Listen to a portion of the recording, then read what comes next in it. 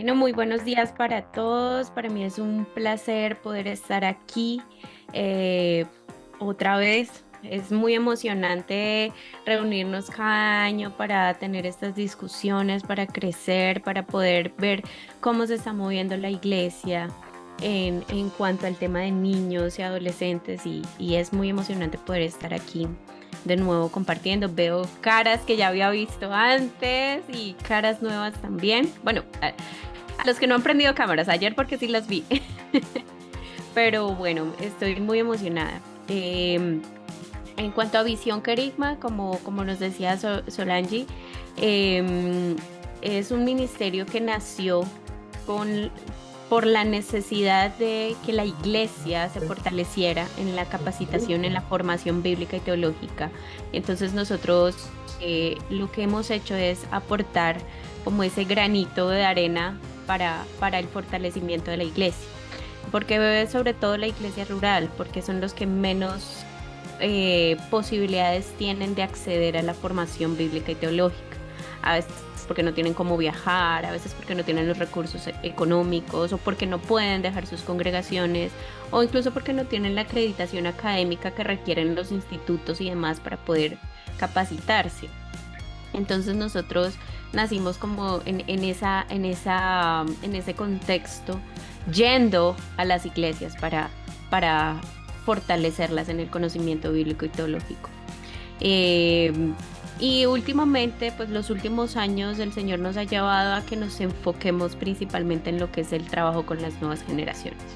Entonces, en este momento, Visión Querigma se está yendo por un camino de creación precisamente de medios de entretenimiento y medios que faciliten que los niños, adolescentes, jóvenes eh, tengan herramientas y tengan también, sí, medios de entretenimiento, pero que sean con contenido sano, con contenido que les permita crecer, que les permita acercarse a Dios, pero crecer en su fe también. Entonces eso es más o menos lo que nosotros hacemos.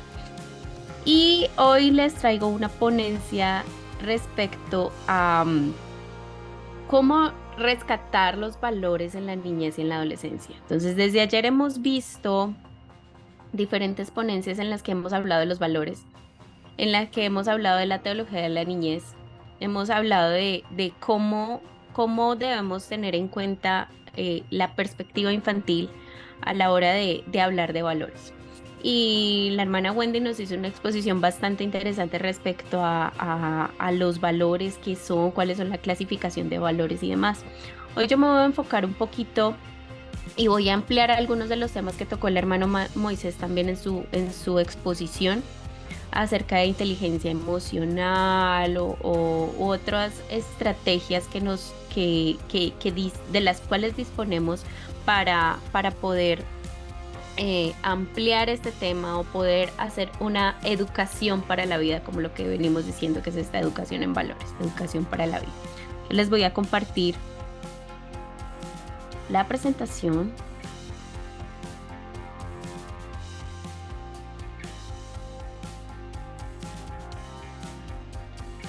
Por favor, me confirman si la están ya visualizando.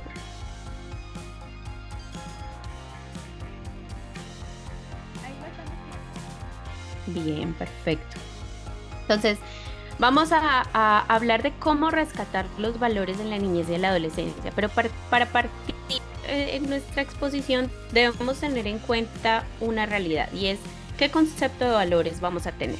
Entonces, ayer la hermana Wendy nos dio alguna conceptualización respecto a valores y nos dio clasificación en donde vimos que hay valores éticos, ético-morales, valores naturales, vitales, sociales, políticos, emocionales, intelectuales y demás.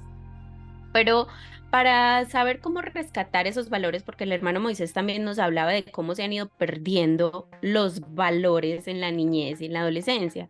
Pero el caso es que si vamos a rescatar algo, por lógica tenemos que saber qué es lo que vamos a rescatar y poder identificar si realmente está perdido o si solamente está dormido, si está latente. O sea, vamos a tratar de ver desde qué ángulo es que se están perdiendo los valores para poder tener claro cuál sería la estrategia para rescatar esos valores e implementar las técnicas o los medios el actuar, el decidir el qué hacer para poder rescatarlos. Entonces vamos a partir desde esta pregunta. ¿Qué son los valores desde esta perspectiva? Entonces, planteémonos esta pregunta. Entonces, para empezar, ¿qué podríamos decir o cómo podríamos definir o qué concepto le daríamos a los valores para saber qué tenemos que rescatar? A ver, una, dos personas que quieran compartir.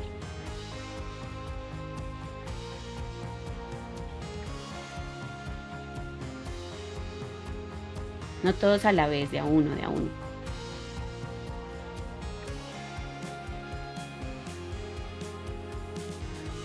Los valores son como el conjunto de las cualidades que tiene el ser humano. Un conjunto de cualidades. Gracias, hermano Ramón.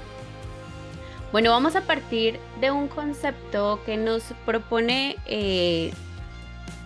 un grupo, se llama Solo Hijos, y es una perspectiva muy de familia, ¿sí? Porque igual vamos a ver esta ponencia desde la perspectiva de la iglesia y la familia. Entonces, es cierto. Y ayer veíamos definiciones acerca de los valores, y sí, son cualidades, son atributos, son virtudes, son características positivas que nos rigen a la hora de pensar, sentir, actuar, ¿sí? Y esos son los valores, que de hecho esa sería la conceptualización más común que nosotros encontramos de valores, y por eso es que tenemos también antivalores. ¿Sí? Porque son esas cualidades positivas que van a regir nuestra vida. Pero vamos a partir de esta definición. Los valores son las normas de conducta y actitudes según las cuales nos comportamos y que están de acuerdo con aquello que consideramos correcto. Entonces, primero, normas de conducta, actitudes con las cuales nos comportamos y que están de acuerdo con aquello que consideramos correcto. Entonces miren aquí estos punticos que vamos a analizar. Si son normas de conducta y actitudes para medir nuestro comportamiento, pero están de acuerdo a lo que nosotros consideramos correcto, entonces vemos que hay un grado de relativización en el concepto. Y ese grado de relativización pues va a marcar una diferencia. Lo que para mí es un valor, no necesariamente para otro lo es. Lo que para mí es un antivalor, para otro necesariamente no lo es. Entonces vemos que el tema aquí de los valores puede rayar en un tema de extrema relativización. Por lo tanto, nosotros tenemos que tener en cuenta cuál sería nuestra pauta para determinar cuáles son esas normas de conducta para poder saber si se han perdido, no se han perdido, cómo se han perdido y por tanto cómo ir en rescate de esos valores. Porque el considerar algo correcto para mí es una cosa, pero para otro no necesariamente lo mismo. Es más, para los que son esposos y padres, una cosa es lo que piensa la mamá respecto a ciertas cosas y otra muy distinta es la que piensa el papá. Y nos vamos a encontrar a veces en la crisis en el hogar porque la mamá le dijo una cosa, pero el papá le vino y le dijo otra. Mamá autorizó una cosa, pero papá autorizó otra. O mamá no autorizó y papá sí, o papá no autorizó y mamá sí. ¿Por qué? Porque esa consideración personal respecto a lo que es correcto, a lo que es pertinente, a lo que es prioritario, es muy relativo. Entonces, ¿cómo vamos a hacer para saber cuáles serían estos valores? Entonces, ¿qué tenemos que trabajar en nuestros niños? Podríamos pensar que tenemos que trabajar identidad. ¿A qué se refiere el tema de identidad? En el tema de identidad vemos reflejado lo que es la personalidad, el carácter, el temperamento, la forma de pensar, la forma de percibir la vida, la forma en la que voy a tener esas consideraciones, voy a determinar qué es correcto, qué no es correcto, qué es positivo, qué es negativo, qué me es útil o pertinente y qué cosas pueden dejarse a un lado. Entonces, nosotros normalmente a los niños no les trabajamos identidad porque eso es un proceso natural. Pero el caso es que, y como bien nos decía el hermano Moisés ayer, el tema de la inteligencia emocional, el tema de poder trabajar estos temas con los niños es determinante. Y esto es lo que va a ayudar a que los niños vayan creciendo en un determinado contexto y que les dé la suficiente fuerza para que cuando lleguen a la adultez tengan suficientes herramientas y suficiente criterio para poder determinar ellos mismos los valores que van a regir su vida. Entonces, cuando nosotros hablamos de identidad, se supone que tenemos que ver en los niños o qué se supone que vemos en los niños. Pues, por un lado, animales no son, ¿cierto? Tampoco plantas. Entonces, son seres humanos. Son chicos o chicas. Y dependiendo de género también van a definir su identidad, sus gustos, intereses y demás. Si son hijos únicos, si son hermanos mayores es una cosa, pero si son los del medio o son los hermanos menores o si tienen hermanos o hermanas, es muy diferente su desarrollo de identidad dependiendo de esta realidad. ¿Son amigos? ¿Tienen amigos? ¿O no tienen amigos? ¿Son amigos? ¿Se prestan como amigos o no? Son individuos. Son un ente aparte de mí. Las mamás a veces y los papás creemos que son una extensión de nosotros. No, pero resulta que son individuos. Son hermanos o hermanas. Y no estoy hablando solo de lo biológico, sino que son hermanos también en la fe, son parte de una iglesia, lo que hace que sean estudiantes de un mundo, ¿sí? No solamente estoy hablando de lo académico, porque pues sí, ellos son parte de una escuela secular, pero también son parte de una escuela dominical, pero también viven una vida. Y la educación en valores, como bien lo decía el hermano Javes o la hermana Wendy, la educación en valores es educación para la vida. Entonces eso implica que toda la vida están en crecimiento, en aprendizaje. Eso los hace estudiantes. Pero no solo son individuos, son parte de un colectivo, son parte de una comunidad local, pero también son parte de una sociedad general. Y una cosa es decir, soy de este barrio, que es diferente al barrio vecino, pero aún más diferente decir, es de esta ciudad o de esta comunidad que es diferente a la otra, al otro municipio, al otro departamento, al otro país. Es muy distinto hablar de un niño latinoamericano a un niño europeo. Entonces, y eso va a marcar muchos rasgos de su identidad. Y ahora, en todas estas cosas, nosotros normalmente tendemos a pensar que uno más de estos roles es que son hijos de Dios o pequeños cristianos en formación, y que es uno más de todos esos roles que tienen. Pero tenemos que partir de una realidad. No es un rol más dentro de esa identidad. Ese ser hijo de Dios o ser cristiano o convertirse en hijo de Dios, convertirse en cristiano, es lo que debe marcar la pauta para crear su identidad y es de donde debe partir todo lo demás. No es un niño que es cristiano, no es una chica que es cristiana, no es un ciudadano que es cristiano. No, es un cristiano que es ciudadano. Es un cristiano que es hijo, es un cristiano que es un ser humano mayordomo de la creación. Y ese orden va a marcar una diferencia en cómo va a desarrollarse después de eso. Porque una cosa es decir, no, es que yo soy una mujer, soy una docente, que soy cristiana, pero es diferente decir soy cristiana y docente, porque mi identidad como cristiana va a marcar cómo voy a hacer ese trabajo como docente. No, el ser cristiana es una cosa más de lo que soy. No, el ser cristiana es lo que soy y de eso voy a partir para hacer todo lo demás. Soy mamá, que soy cristiana, pero soy una cristiana que es mamá.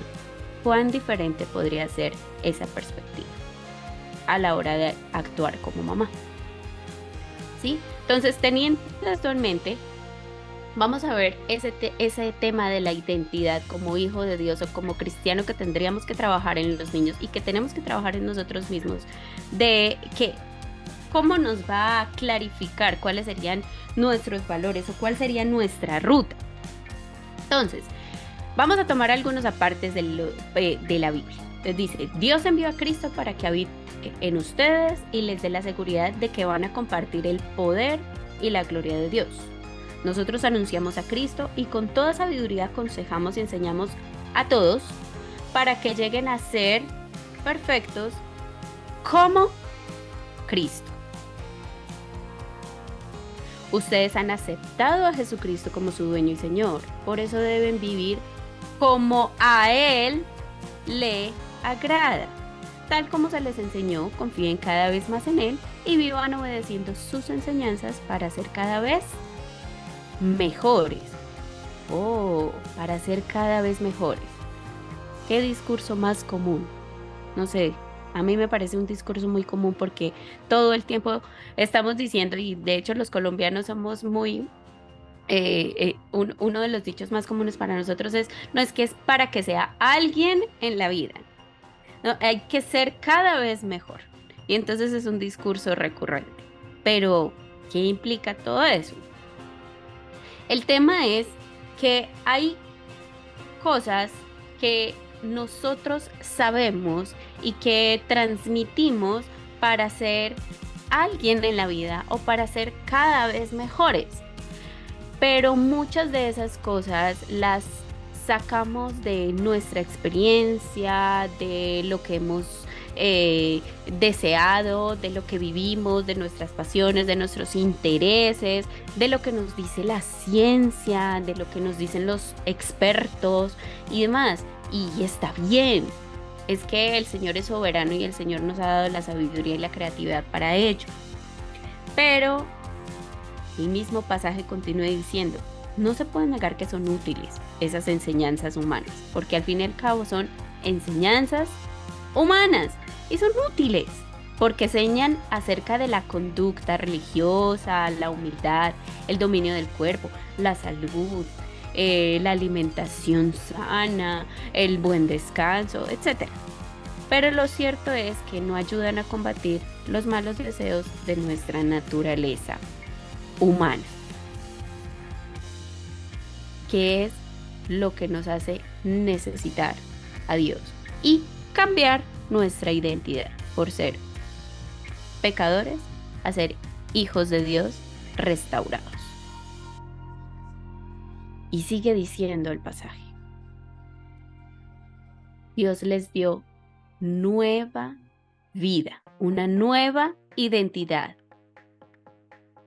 Ahora no somos cualquiera, somos hijos de Dios, pues los resucitó juntamente con Cristo. Por eso dediquen toda su vida a hacer lo que a Dios le agrada.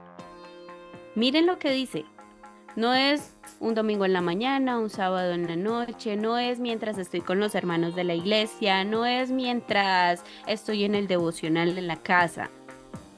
Dediquen toda su vida a hacer lo que a Dios le agrada. Que estoy en el baño, que estoy con mi vecino, que estoy en el trabajo, que estoy estudiando, que estoy haciendo mercado, que estoy recogiendo basura. Toda la vida debemos dedicarla a hacer lo que a Dios le agrada.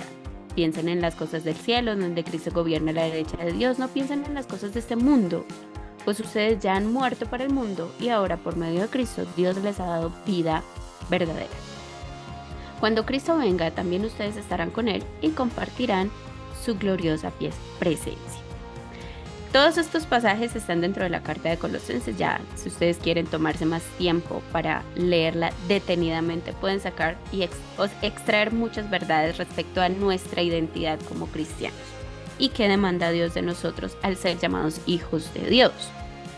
Porque ese tema de dedicar toda nuestra vida para hacer lo que a Dios le agrada tiene muchas implicaciones. La principal de ella es que ¿cómo vamos a saber lo que a Dios le agrada? ¿Cómo sabemos qué es lo que le agrada a alguien? ¿Cómo nos damos cuenta de ello?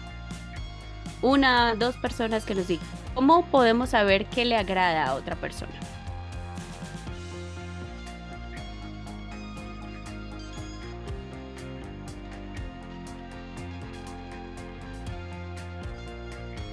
¿Qué podemos decir? Cuando se comparte con ella, cuando se habla, se comunica. Exacto. Entonces, para poder saber lo que a una persona le agrada, tenemos que estar relacionados con esa persona. Tengo que conocerla. Si no converso con ella, por lo menos tengo que observarla. Tengo que estar en constante relación con esa persona para yo saber qué es lo que le agrada y qué es lo que le disgusta. Si yo no estoy en relación con esa persona, difícilmente voy a poder saber qué es lo que le interesa, qué es lo que le gusta, qué es lo que espera de todo. Por lo tanto, nosotros tendríamos que estar demasiado relacionados con Dios para poder saber qué es lo que le agrada y asimismo poder dedicar toda nuestra vida a hacer lo que a Él le agrada. Y en eso es lo que tenemos que formar a nuestros niños para que ellos mismos puedan determinar los valores para su vida. ¿Qué? Entonces, vimos que hay muchos consejos dentro de la ciencia para que podamos nosotros encontrar estrategias, técnicas que nos ayuden a determinar o a hacer una lista de valores.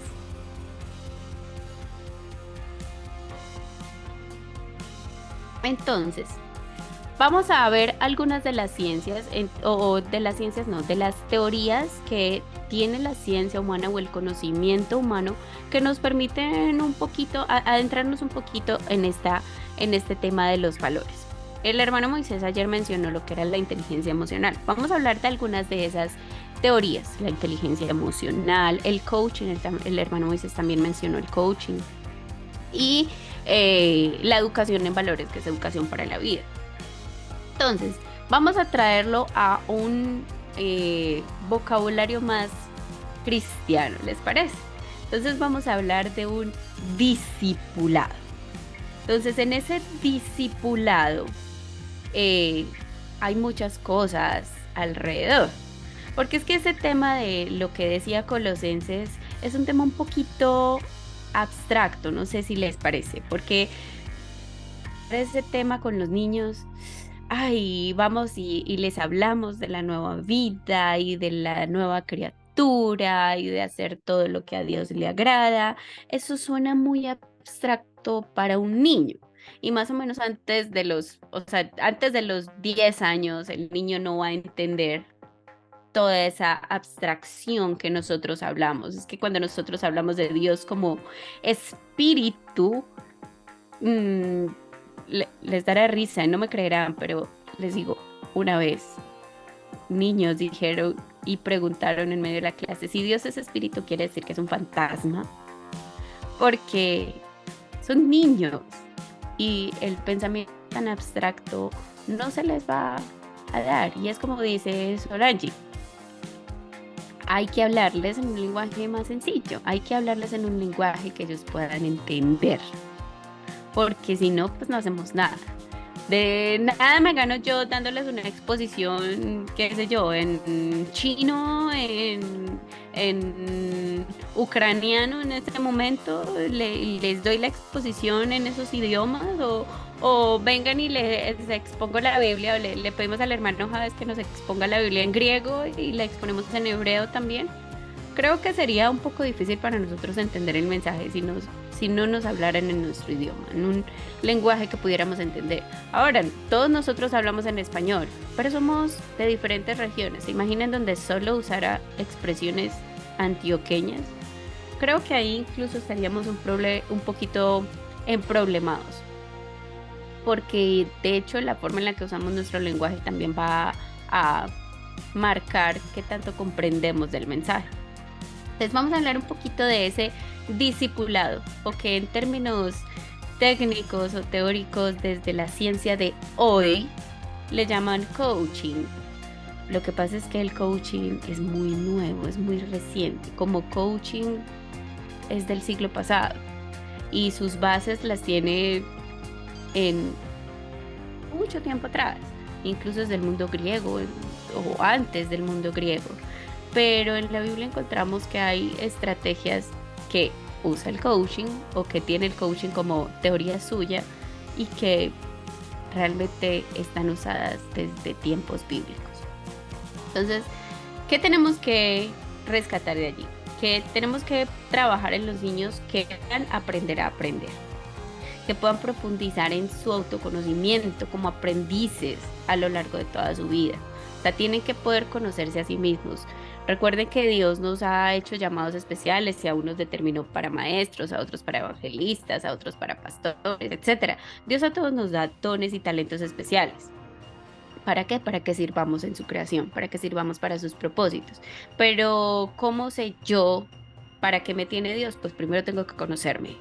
Tengo que saber cuáles son no solo las pasiones o los intereses que tengo, sino cuáles son mis habilidades y los dones que tengo, en qué cuáles son mis mayores destrezas, en qué me desenvuelvo mejor.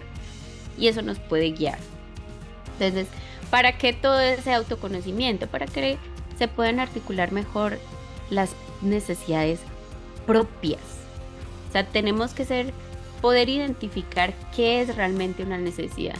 Es que yo necesito, y los que son madres o los que trabajan con niños, padres, madres, los maestros de niños, unas veces, y es muy común encontrarse con esta expresión, es que tengo hambre de torta, es que tengo hambre de dulce. ¿Y realmente es hambre de eso? ¿O simplemente es un deseo que tienen de eso? Entonces, el poder trabajar en ese autoconocimiento para que ellos puedan articular mejor sus necesidades y saber realmente qué es una necesidad. ¿Necesito ese juguete o solo lo quiero? ¿Necesito llorar o solamente quiero llorar? Y es ese proceso de inteligencia emocional, como nos decía el hermano Moisés anoche. Tienen que poder conocer. Y sí, son niños y lo abstracto es muy complejo para ellos, pero eso no significa que no puedan aprender, que no puedan entender. Ellos son capaces de conocerse, ellos son capaces de identificar procesos, de identificar conceptos, de identificar cosas y por lo tanto regularlas y gestionarlas. ¿Para qué? Para que puedan tener un mayor grado de autoconfianza, mayor voluntad y capacidad de aprender y de cambiar. Díganme, ¿no es esto lo que nos exige la Escritura? Si Dios nos dice que no tengamos un concepto de nosotros mismos diferente a la realidad, porque no puede ser ni mayor ni menor a la realidad. O sea, no podemos ser ególatras, pero tampoco podemos ser faltos de autoestima. ¿Por qué? Porque ¿con quién estamos? Con el dueño del universo. Y si Él está con nosotros, pues ¿quién contra nosotros? ¿Por qué tendríamos que tener falta de confianza? Si quien está con nosotros y nos da habilidades y dones es el dueño del universo. Por lo tanto, tenemos forma para cambiar, para aprender, para hacer cosas. Y entonces tenemos que trabajar en que aumenten su nivel de comprensión y lograr un repertorio más amplio de estrategias de enseñanza y aprendizaje. Los niños sí pueden comprender qué son capaces de aprender y hasta dónde pueden llegar. Ellos pueden entender en dónde están y qué necesitan para poder avanzar. y ellos pueden identificar si están estancados, si retrocedieron o si avanzaron. Y entonces vamos a poder fomentar la confianza. Vamos a poder fomentar la confianza en su propia habilidad de enseñar, de tal forma que empiezan a marcar una auténtica diferencia. Nosotros formamos discípulos para que ellos a su vez formen discípulos.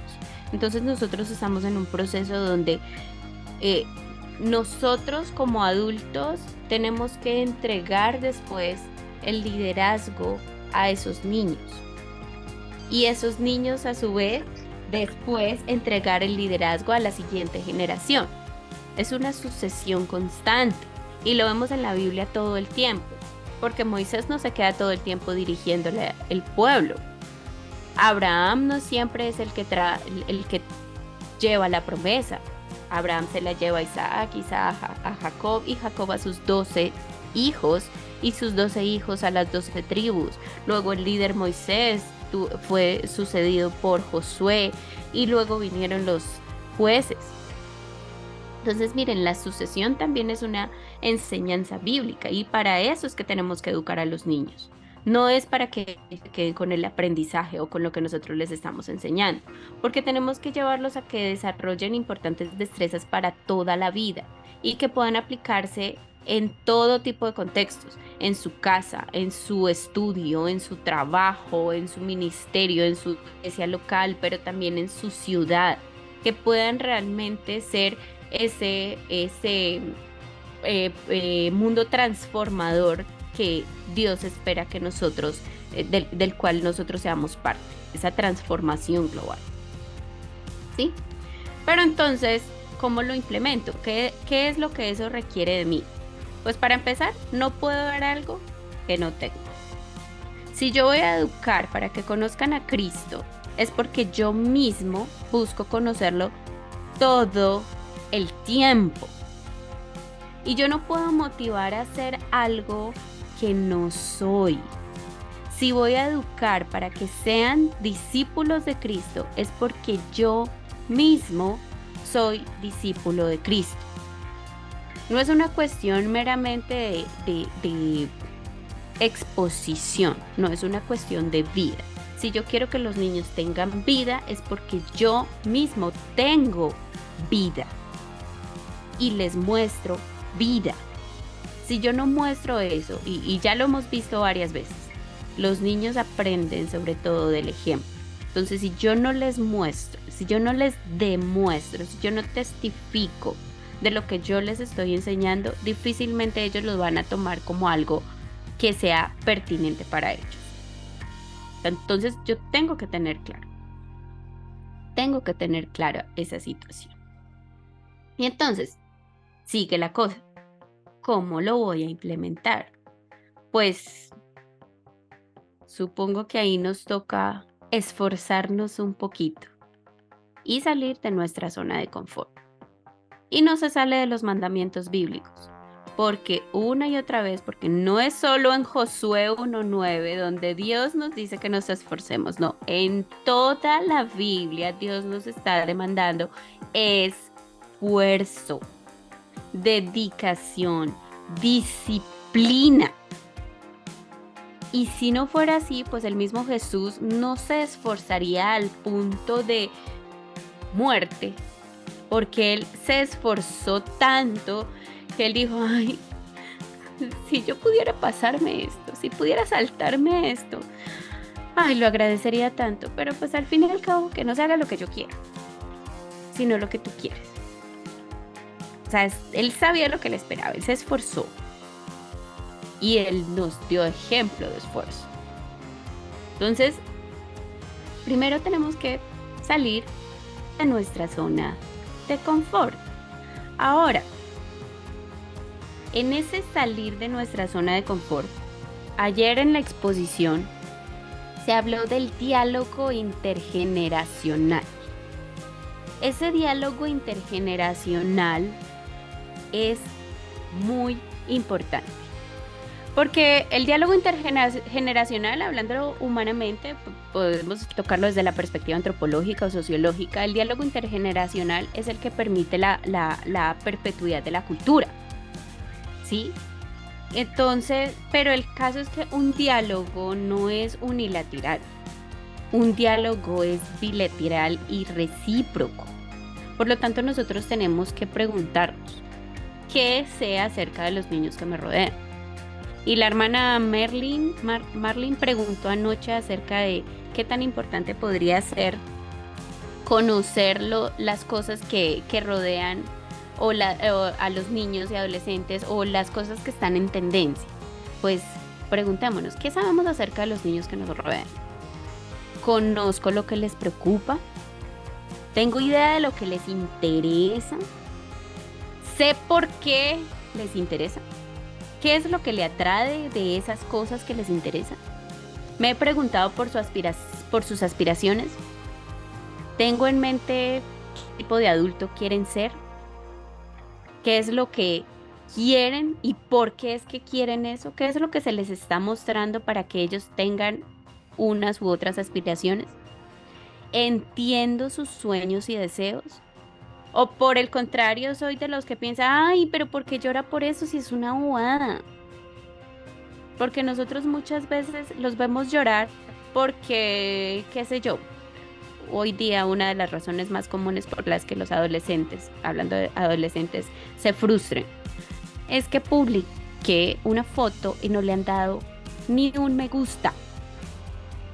Entiendo la importancia que tiene para ese adolescente los likes de sus publicaciones. ¿Por qué para él es tan importante esos likes? ¿O lo estoy por el contrario demeritando o menospreciando porque, ay, es que son redes, son el diablo? ¿Realmente estoy entendiendo qué es lo que está detrás de esa frustración porque no recibe likes? ¿Entiendo cuáles son sus sueños y deseos? ¿Realmente los conozco hasta ese punto? ¿Por qué les gustan unas cosas más que otras? ¿Por qué les gustan unos contenidos más que otros? Entiendo por qué.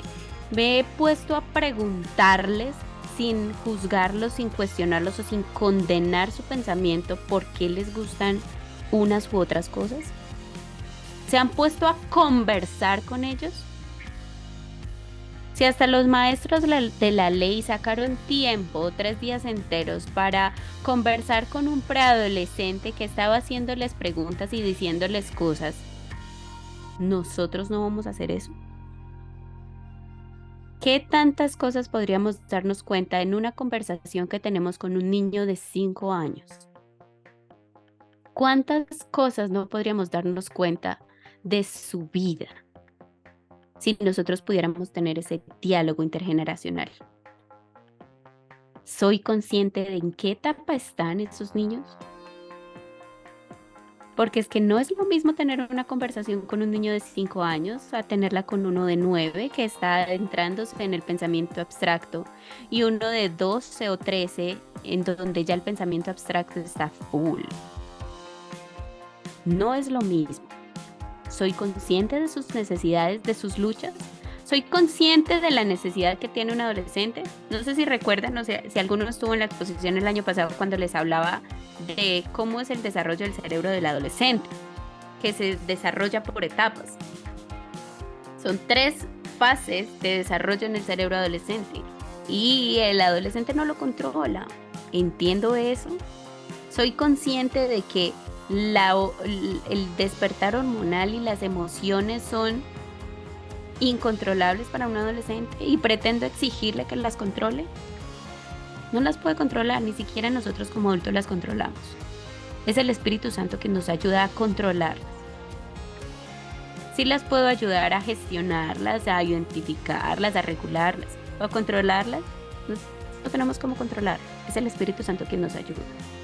¿Y soy consciente de esa realidad o no? Por lo tanto, la teoría nos plantea un proceso para un programa exitoso con los niños y adolescentes. Y aquí vienen las diferentes teorías científicas. Esto está relacionado con el diseño universal del aprendizaje. Es decir, cómo todos pueden tener, primero, acceso al conocimiento. Entonces, si vamos a hablar de que los niños necesitan fortalecer su identidad en Cristo, entonces tenemos que darles el acceso al conocimiento de Cristo, al conocimiento del Señor. No creamos que porque son niños no pueden con la Biblia. No creamos que porque son niños no podrían entender a Dios. No, dejémosles el acceso abierto. Jesús mismo lo dijo, dejen que los niños vengan a mí, no se los impidan, porque de ellos es el reino de los cielos. Entonces hay que permitirles el acceso a ese conocimiento y que en ese acceso ellos puedan participar activamente en su propio proceso. O sea, nosotros tenemos que propiciar esa participación de los niños. Ellos tienen que involucrarse en ese proceso, ellos tienen que tener participación activa, no ser solo oyentes, no, ellos tienen que involucrarse con el conocimiento que están recibiendo de parte de Dios. Y nosotros tenemos también que ser testigos. ¿Para qué? Para que nosotros podamos motivar y respaldar continuamente ese proceso que sea constante en toda la vida del niño, desde que es chiquitico hasta que crece y hasta que ya después tiene las pautas suficientes para él mismo encargarse de su vida espiritual. Pero nosotros tenemos que permitir y propiciar ese proceso. Nosotros tenemos que ser ese motivante. Y nosotros neurológicamente tenemos dos tipos de motivación. Está la motivación interna o motivación intrínseca y está la motivación externa o extrínseca. La más importante es la motivación interna, la motivación intrínseca. Pero esa motivación solo se estimula a partir de la motivación externa o extrínseca. Y esa es en la que nosotros tenemos poder. O sea, nosotros tenemos que poder o ser capaces de motivar a los niños para que se encienda la llamita de su motivación interna, para que ellos deseen buscar por sí mismos al Señor. Pero nosotros tenemos que motivar esa búsqueda. Nosotros tenemos que ser esa llamita que encienda la mecha en ellos, en el interior. ¿Sí? Porque si ellos no han conocido al Señor, pues no va a haber Espíritu Santo en ellos que encienda la llama. Nosotros tenemos que encienda esa llama y la permanezca encendida. Y entonces, la teoría nos plantea un proceso para un programa exitoso en los niños. Ya no solo con los niños, sino en los niños y adolescentes. Y aquí estamos hablando de metacognición. Entonces, primero tenemos que generar conciencia del conocimiento. ¿Qué es lo que van a aprender? ¿Para qué lo van a aprender? ¿Por qué lo van a aprender? ¿Necesitan conocer a Dios? ¿Por qué necesitan conocer a Dios? ¿Para qué van a conocer a Dios? Y tenemos que estimular que descubran por sí mismos las mejores estrategias para llegar a ese conocimiento. Que ellos mismos descubran que ellos pueden acercarse a Dios y cómo pueden acercarse. Que si es a través de la oración, que si es a través de la música, que si es a través de los dones, que si es a través de la lectura de la Biblia, que si es a través del ayuno, ellos mismos, pero que nosotros podamos llevarlos a ellos mismos a descubrir cuál es la mejor forma en la que ellos se pueden acercar por sí mismos a Dios. Y entonces nosotros poder ayudarles a crear esos puentes para que ellos mismos descubran las mejores oportunidades que tienen para aplicar ese conocimiento y para vivir eso que han conocido. Es decir, para vivir toda su vida haciendo lo que a Dios le agrada. Que ellos mismos puedan crear esos puentes, que ellos mismos puedan interpretar en qué momentos, en qué circunstancias necesitan aplicar X o Y cosa de lo que aprenden de Dios. Que en qué momento deben aplicar el esforzarse, en qué momento deben aplicar la confianza, en qué momento deben aplicar la persistencia, en qué momento deben aplicar la radicalidad. Que ellos mismos puedan ir identificando estas cosas.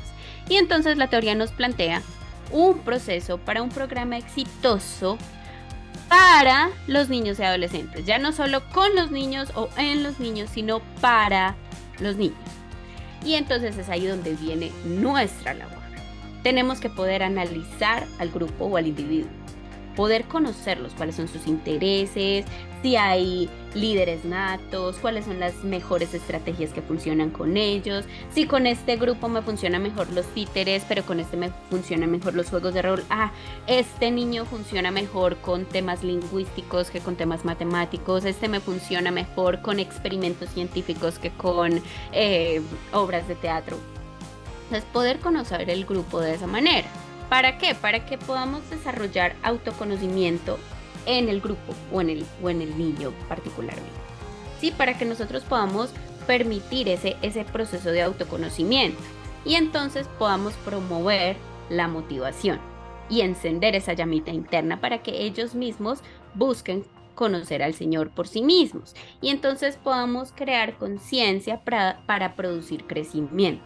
Los niños son capaces de ser conscientes de sus necesidades y tenemos que propender en esa conciencia. Nosotros tenemos que trabajar en hacer conscientes a los niños de sus necesidades, de sus emociones, de sus reacciones, de sus actitudes, de sus comportamientos, y ellos son capaces de ser conscientes. ¿Para qué? Para que se produzca el crecimiento. Pero el crecimiento y cómo ayudamos a que los niños identifiquen ese crecimiento, pues dándoles retroalimentación. Nosotros estamos ahí para mostrarles el camino, para mostrarles, mira, esto lo estás haciendo bien, sigue así, fortalécete en eso, o mira, deja de hacer aquello, o que pueda ellos entender, porque están al lado nuestro, porque nosotros estamos con ellos, mostrándoles el camino. Mostrándoles, porque somos herramientas de Dios para guiarlos a ellos. ¿Sí? Ellos son pequeños humanos, esos son cachorros humanos. Ellos no son adultos en pequeño, no, ellos son niños, ellos son cachorros humanos. Ellos no están hechos, están siendo madurados, o sea, ellos están en proceso de maduración. Ellos no son adultos en pequeño, ya no, y nosotros, como lo decía ayer Javes, es que el adultocentrismo nos ha hecho mucho daño. Y nosotros pensamos que los niños son adultos en pequeño, y no, son cachorros humanos, son niños, son pequeños humanos en proceso de maduración. Por lo tanto, entonces nosotros tenemos que estar ahí para poderles guiar en ese proceso y entonces poderlos guiar en su idea y que ellos mismos puedan replantearse o redireccionar su conducta. Que ellos mismos identifiquen si lo que están haciendo está bien o tienen que replantearse una conducta. Entonces, ¿por dónde empiezo para este proceso? Entonces, volvamos a hablar de las relaciones intergeneracionales, como los hablaba ayer Javes, de ese diálogo intergeneracional. Aquí les doy, y ahorita en el chat se los pongo, un link acerca de un artículo que escribió Lucas Leis de su libro Liderazgo Generacional, y este artículo es La visión del liderazgo generacional, en donde usa precisamente la ciencia y la división que la ciencia nos ha dado acerca de las diferentes etapas de desarrollo. Entonces, y cómo como iglesia o como padres nosotros podemos actuar en cada una de esas etapas. Entonces, la primera parte es el 0 a siempre, como decimos, de 0 a 5 años, que es la primera infancia, que es la cuna de la identidad. Aquí la familia es primordial, porque la iglesia podrá querer hacer mil cosas y podrá querer apoyar y puede apoyar, pero si la familia no está allí para el niño, difícilmente se puede hacer algo importante. Entonces, en la primera infancia, la iglesia tiene que poner mayor atención es en la familia, poder cobijar a la familia, poder ayudar a esos padres para que los padres puedan ayudar al niño a crear su propia identidad. Y viene entonces la etapa de la niñez, de 6 a 10 años más o menos. Y aquí el proceso exploratorio de investigación de nuestra parte tiene que ser demasiado intencional. Y lo pone Lucas Leis como si fuéramos espías o investigadores policiales. O sea, cada detalle cuenta. Cada pequeña minucia es un montón de información que nos puede dar muchísimas herramientas para poder acercarnos a ellos, para poder guiarlos, pero también para poder ayudarlos en su proceso. Y entonces viene la preadolescencia. Y es cuando comienza la carrera, porque hay un despertar biológico, hay cambios biológicos, hay cambios físicos, emocionales, intelectuales y demás. La abstracción en este proceso empieza a ser una cosa impresionante a nivel neurológico y es en donde nosotros más podemos hablar de la trascendencia espiritual con los niños. Porque ya ellos están entrando en ese pensamiento abstracto y se les va a abrir un mundo de posibilidades. Y entonces es donde sí comienza la carrera y es en donde cada paso es crucial y nosotros no podemos pasar por alto nada. Y ya la flor de la adolescencia, entre los 3 y los 18 años, en donde el mayor interés de los chicos es pertenecer. Y en donde ellos se van a sentir que no pertenecen, porque van a venir las luchas precisamente con su sociedad más inmediata. Y entonces ellos se van a encontrar en problemas. Y es donde el Señor nos da las mejores estrategias, porque ellos sí pertenecen a una familia de fe en donde los entienden, pertenecen a un grupo social en donde tienen los mismos intereses de vida, en donde comparten los mismos valores porque son los que marcan su identidad. Y es ahí donde tenemos que aprovechar.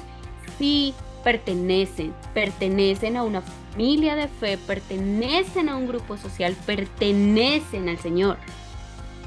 Y tienen una identidad marcada en este respecto, tienen unos valores específicos, tienen una identidad muy característica. Sí pertenecen, entonces no tienen por qué sentirse un punto aparte. Y es ahí donde ellos van a fortalecer su pertenencia a la iglesia, al cuerpo de Cristo. Y es entonces en donde pueden afianzar su llamado, en donde van a poner al servicio del Señor sus dones y talentos.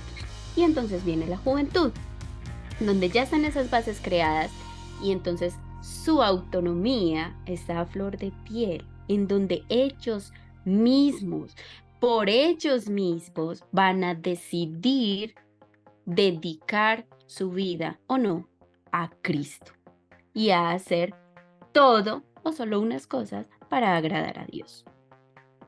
Entonces miren que todo va siendo relacionado. ¿Y cómo concluimos? En ese proceso no estamos solos y los niños tampoco están solos. Y es lo que marca nuestra identidad. Parte de nuestra identidad es lo que Dios exige de nosotros. Y nos dice, escucha, pueblo de Israel, nuestro único Dios es el Dios de Israel. Esta es nuestra identidad. Ama a tu Dios con todo lo que piensas, con todo lo que eres y con todo lo que vales. Apréndete de memoria todas las enseñanzas que hoy te he dado y repítelas a tus hijos a todas horas y en todo lugar. Cuando estés en tu casa, en el camino y cuando te levantes o cuando te acuestes, escríbelas en tiras de cuero, o sea, como para que duren para siempre, y átalas a tu brazo para que vayan contigo a toda hora. Y cuélgalas en tu frente para que todo el mundo se dé cuenta de lo que estás viviendo, de lo que tú crees, de lo que tú eres. O sea, en tiras de cuero, o sea, para que permanezca. Átalas a tu brazo para que a ti no se te olvide, para que sepas que eso lo cargas todo el tiempo contigo, que no es una cosa de la que te puedas desprender. Y cuélgalas en tu frente para que todo el mundo se dé cuenta quién eres. Escríbelas en la puerta de tu casa y en los portones de tu ciudad. Es decir, todo lo que yo hago, todo lo que yo digo, todo lo que yo soy es evidencia de esa identidad. ¿Cuál identidad? Que Dios es lo más importante para mí. Y esa es la pauta para yo determinar cuáles son los valores que va a regir mi vida. Y tengo que educar a mis niños pensando en que esa es su identidad y que es a partir de ese conocimiento de Dios donde yo voy a determinar realmente cuáles son los valores que van a regir mi existencia. No la cultura, no mi región, no mi edad o mi generación, no, mi identidad como cristiano es la que me va a marcar la pauta para saber cuáles son los valores que deben regir mi existencia.